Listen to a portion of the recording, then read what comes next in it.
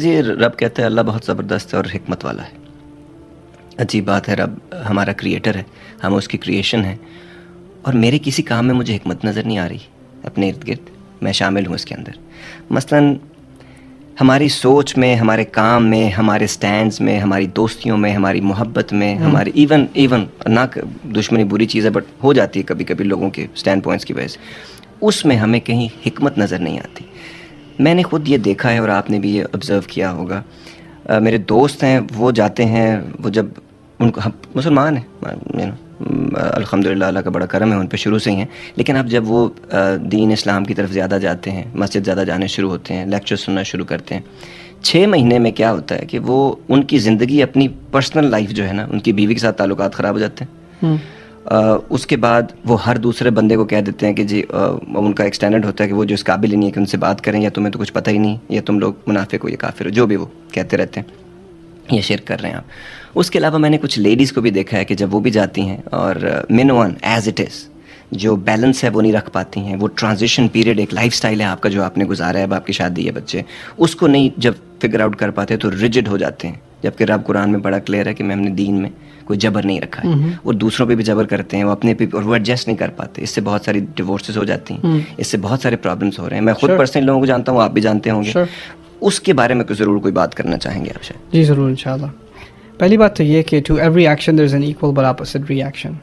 ہمارا دین کی طرف آنا, اس کا ایک اسپریچول ایلیمنٹ ہے, اس کا ایک سائیکولوجیکل ایلیمنٹ بھی ہے. اس کو اگنور کرنا بہت غلط بات ہے. جی, انسان میں ایک گلٹ فیل ہوتا ہے کہ میں نے کئی سال گناہ گاری میں گزار دی ہے. وہ ایک لیکچر سنتا ہے جہنم کے بارے میں, توبہ کے بارے میں, خدا کی مغفرت کے بارے میں, واپس آنے کے بارے میں, اور پھر وہ دین کی طرف بھاگتا ہوا آتا ہے.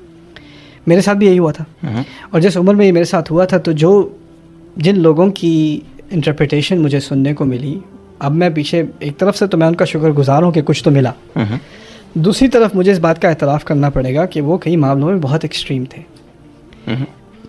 یعنی وہ ایک طرح سے میسج ان کا یہ تھا کہ دنیا بھول جاؤ, یہ سب فتنہ ہے, بس تمہیں آخرت کی فکر ہونی چاہیے اپنی.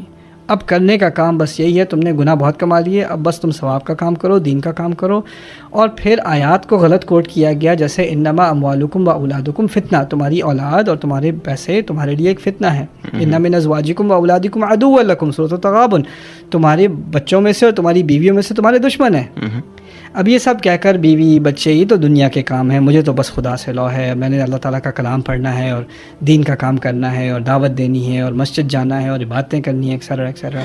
اس پروپیگینڈا, اس کو میں پروپیگینڈا ہی کہوں گا, کے تحت کہا یہ گیا کہ میں زیادہ ریلیجس ہو گیا ہوں, میں دین کی طرف, میرا دین سے رجحان ہو گیا. یہ پتہ نہیں کون سا دین ہے. مجھے ایک بڑی مشہور حدیث یاد آ رہی ہے. رسول صلی اللہ علیہ وسلم کے پاس ایک شخص آئے, مسلمان ہونے کو تیار تھے, مجمع بیٹھا ہوا تھا صحابہ کا, اور آ کر کہتے ہیں ابایعک علی صلاتین, میں آپ کو بیعت دینے کو تیار ہوں. بیعت دینے سے مراد ہے مسلمان ہونے کو تیار ہوں, لیکن میں نے بس 2 نمازیں پڑھنی ہیں, میں نے 5 نہیں پڑھنی. انہوں نے کہا ٹھیک ہے. رسول صلی اللہ علیہ وسلم نے کہا ٹھیک ہے, مسلمان ہوا, چلا گیا. باقی سارے صحابہ کنفیوژن میں, یہ کیا ہوا, کیا اب 2 گئی نمازیں کم ہو گئی ہیں, ہم پر بھی واجب نہیں ہے کیا؟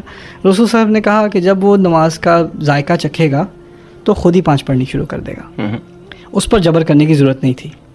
یہ ہمارا نبی صلی اللہ علیہ وسلم جنہوں نے جب اتنی احادیث ہیں نماز کی اہمیت کے بارے میں, نماز کو چھوڑنے کی سختی کے بارے میں, فلا صدق ولا صلی ولکن کذب وتولی, یعنی سچائی کو سچائی ماننے کی پہلی علامت نماز پڑھنا ہے قرآن میں. جی, اتنی بڑی بات کو انہوں نے اتنا ہلکا بنا دیا. کیوں؟ کیونکہ وہ انسان کی فطرت کو سمجھتے ہیں. اگر اتنی رحمت رسول صلی اللہ علیہ وسلم کو ایک کسی نئے انسان کے ساتھ ہے تو ہمیں اپنی فیملی کے ساتھ نہیں ہے. آپ میں ایک زلزلہ سا آیا, آپ میں ایک تبدیلی آئی ہے, لیکن اس کا مطلب یہ نہیں ہے کہ آپ کے الفاظ کی وجہ سے باقی آپ کی فیملی میں زلزلہ آ جائے گا, کہ ان میں تبدیلی آ جائے گی. اور آپ کا مقصد یہ نہیں ہے کہ اب آپ ان کو یعنی پریچ کرتے رہیں اور خطبے سناتے رہیں اور حدیثیں اور آیات سناتے رہیں جب تک کہ وہ آپ کی طرح نہ ہو جائیں. اگر آپ کو کوئی 1 سال پہلے یہی باتیں کرتا تو آپ کتنی دور بھاگتے. بالکل ٹھیک ہے نا. یا تعالیٰ کی آپ پہ رحمت ہے, مجھے کوئی کرتا تھا, کوئی پریچ کرنے کی کوشش کرتا تھا, میں تو دوسری طرف بھاگتا تھا.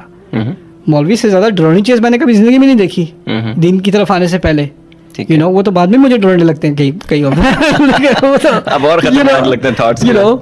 لیکن مقصد میرا کہنے کا یہ ہے کہ آپ لوگ جب اس ٹرانسفر کی طرف آتے ہیں تو انفارچونیٹلی جو اصل اسپرٹ ہے نا دین کا وہ کیا ہے؟ بیلنس، جی، مائلڈنس، ہلکا رکھنا اپنے آپ کو بھی لوگوں کو بھی، اور اپنے اوپر سختی اور جبر مت کرنا اور لوگوں پر سختی اور جبر مت کرنا.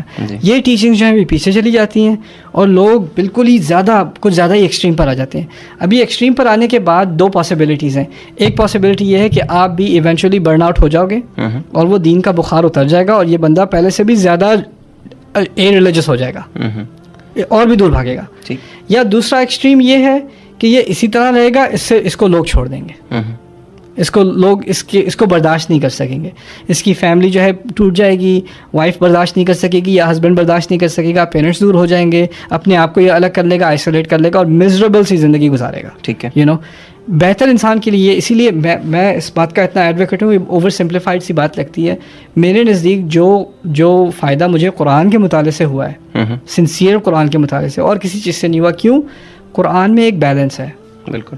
جب ابھی ایک گروہ تھا کچھ لیڈیز کا جو بہت زیادہ قرآن کا مطالعہ کرتی ہیں، انہوں نے مجھے بلایا تھا ان سے کچھ بات کرنے کو.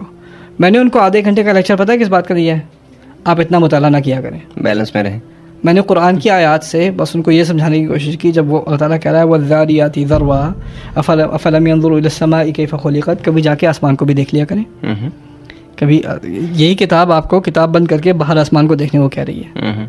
اگر آپ بیٹھ کر 15-20 تفاسیر بھی پڑھ لیں کہ آسمان کو دیکھو، لیکن آپ نے آسمان کو نہیں دیکھا، آپ نے بات ہی نہیں سمجھی کی کیا جا رہی ہے بات. تو یہ بالکل، تاکہ آپ پریکٹیکل لائف بھی دیکھیں، خدا کی بنائی ہوئی اور چیزیں بھی دیکھیں، زندگی بھی جئیں، آپ انجوائے بھی کریں راستے میں. اور ساتھ ساتھ یہ کسی نے نہیں کہا کہ آپ دن رات دین پڑھتے رہو.